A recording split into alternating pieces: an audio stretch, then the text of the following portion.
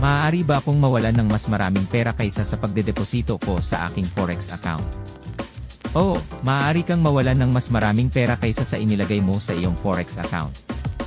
Mayroong ilang mga paraan kung saan maaari kang mawalan ng mas maraming pera kaysa sa iyong deposito. Isa, leverage. Ang leverage ay nagbibigay daan sa iyo na mangutang ng pera mula sa iyong broker upang palakihin ang iyong posisyon sa merkado. Halimbawa, kung mayroon kang 1 oras 10 minuto zero leverage, maaari kang makipag-trade ng US dollars 100 sa merkado para sa bawat US dollars isa na deposito mo.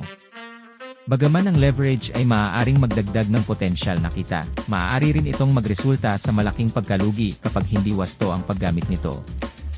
2. Market volatility.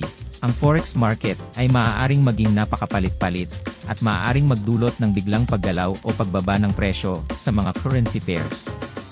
Kung ang iyong trades ay hindi maayos na pamamahalaan, maaaring mabawasan ang iyong puhunan ng mabilis.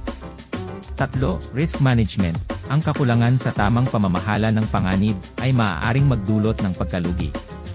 Kabilang dito ang hindi paggamit ng stop-loss orders, overexposure sa isang trade, o pagpapalawak ng posisyon ng labis-labis.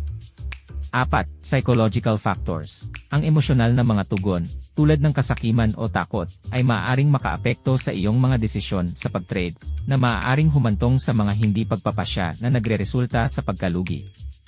Para maiwasan ang mga malalang pagkalugi, mahalaga na magkaroon ka ng malakas na pangangasiwa sa panganib at sundin ang mga batas ng tamang pamamahala ng pera.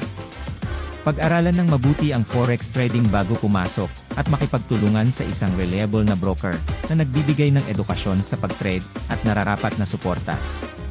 Salamat sa panonood ng video na ito.